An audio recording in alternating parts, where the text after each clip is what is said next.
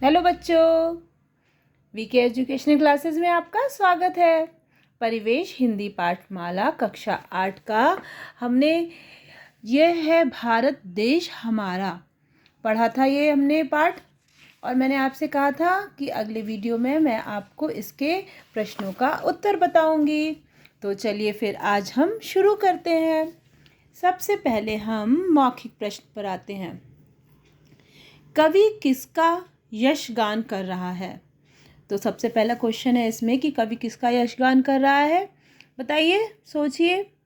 चलिए मैं बताती हूँ। कवि हमारे देश की प्राकृतिक संपदाओं, वीरों, महारथियों, ऋषि मुनियों, वेदों और पुराणों का यशगान कर रहा है। ठीक है, आपको समझ में आ गया। दूसरा प्रश्न है, भारत में किसके मधुमेह गान गूंजे थे? तो भारत में देव ऋषि नारद के मधुमेह गान गूंजे थे।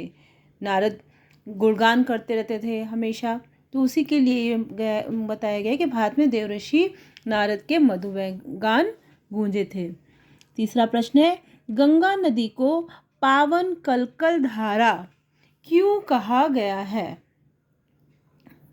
तो क्यों कहा गया है, आइए देखते हैं। गंगा नदी हिमालय की पहाड़ियों से बहती हुई मैदानों तक आती है। हिमालय की पहाड़ियों में अनेक जड़ी बूटियां हैं जो गंगा नदी के जल को पवित्र कर देती हैं। ठीक है बच्चों, तो अब है हमारा चौथा प्रश्न। चौथा प्रश्न है हमारा, घ हम समर्थ हैं, आत्मविश्वास से भरे हैं। ये भाव किस पंक्ति में आया है? आपने पूरी कविता उस दिन सुनी होगी ना, तो आपको क्या लगता है किस पंक्ति में आया है? एक बार ध्यान से देखिएगा, मैं बताती हूँ आपको। ये है, विघ्नों का दल चढ़ आए तो उन्हें देख भयभीत ना होंगे, अब ना रहेंगे दलित दीन हम, कहीं किसी से हीन ना होंगे। क्षुद्र स्वार्थ के खातिर हम कभी न ओछे कर्म करेंगे, पूर्ण भूमि ये भारत माता, जग की हम तो भीख ना लेंगे।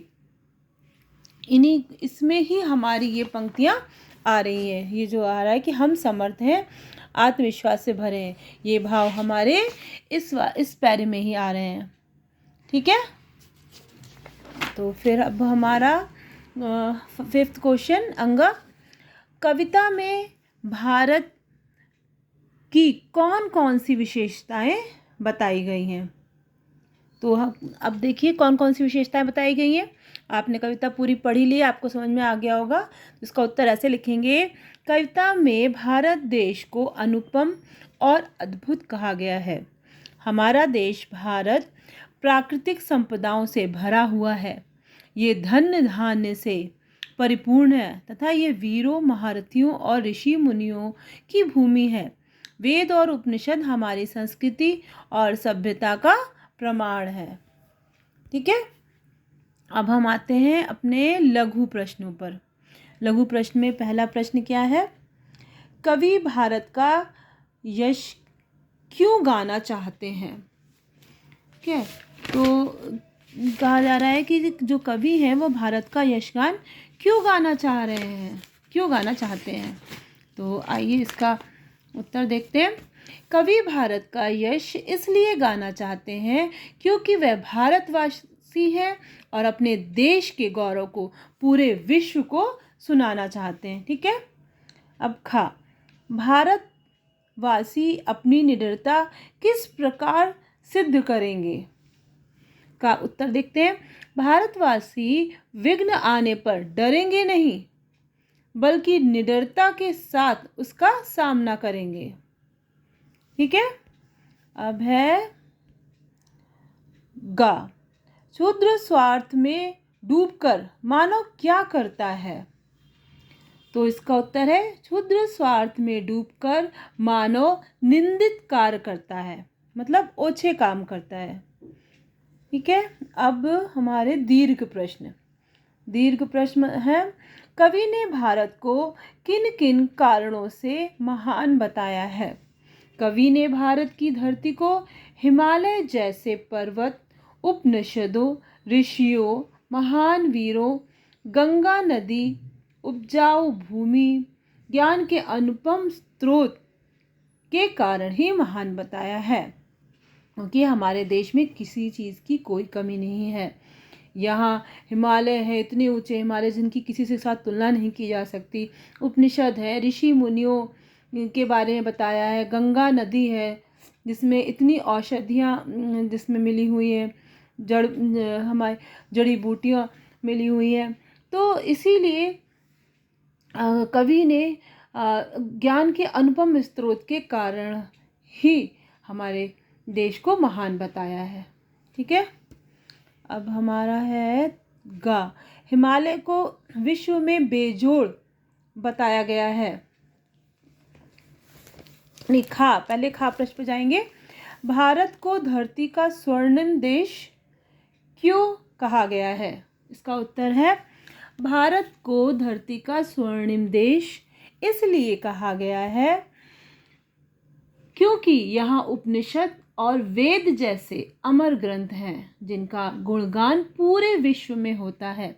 इन अमर ग्रंथों के कारण भारत को सम्मान प्राप्त हुआ है। ठीक है, अब हम आएंगे गा प्रश्न पे। हिमालय को विश्व में बेजोड़ क्यों बताया गया है? हिमालय को विश्व में बेजोड़ इसलिए कहा गया है क्योंकि इस जैसा ऊंचा कोई पर्वत नहीं है। ठीक है, अब है हमारा घा प्रश्न। घा प्रश्न में है,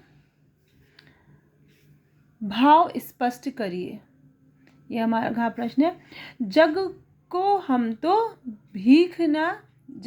हम तो भीख ना लेंगे। इसका हमको अर्थ स्पष्ट करना है। इसका स्पष्ट कवि कहते हैं कि यह भूमि पूर्ण भूमि है, इसके समान विश्व में दूसरा देश नहीं है। ऐसी पूर्ण भूमि पर जन्म लेकर हम संसार से भीख नहीं लेंगे। ठीक है, अब इसका दूसरा है, कौन करेगा समता इसकी? तो इसका अर्थ है, यह भारत देश हमारा भारत देश है, ये महिमा से युक्त है। इसके समान विश्व में कोई दूसरा देश नहीं है। कोई भी देश हमारे भारत देश की बराबरी नहीं कर सकता है। ठीक है, तो ये सारे प्रश्न उत्तर यहाँ पे हो गए हैं। अब यहाँ पे पठित पद्यांश को पढ़कर पूछे गए प्रश्नों के उत्तर दीजिए। ये मैंने आपको समझाया हुआ है कविता में। आप इसमें जो चमक रहा उत्तंग हिमालय, ये नागराज हमारा ही है। जोड़ नहीं धरती पर जिसका, वह नागराज हमारा ही। नदी हमारी ही है गंगा, प्लावित करती मधुरस धारा। बहती है क्या कहीं और भी ऐसी पावन कलकल धारा। इसको आप अच्छे से पढ़िए क्योंकि मैंने कविता में आपको बताया है, और इसका उत्तर आप खुद से लिखिए। जब आप खुद से लिखेंगे तो आपको और अच्छे से समझ में आ जाएगा। और कहीं भी कोई दिक्कत आती है तो आप कमेंट बॉक्स में जाके हमसे पूछ सकते हैं। ठीक है बच्चों, आज का वीडियो यहीं पे हम समाप्त करते हैं। दूसरे वीडियो में हम दूसरा पार्ट लेकर आएंगे। बाय दोस्तों।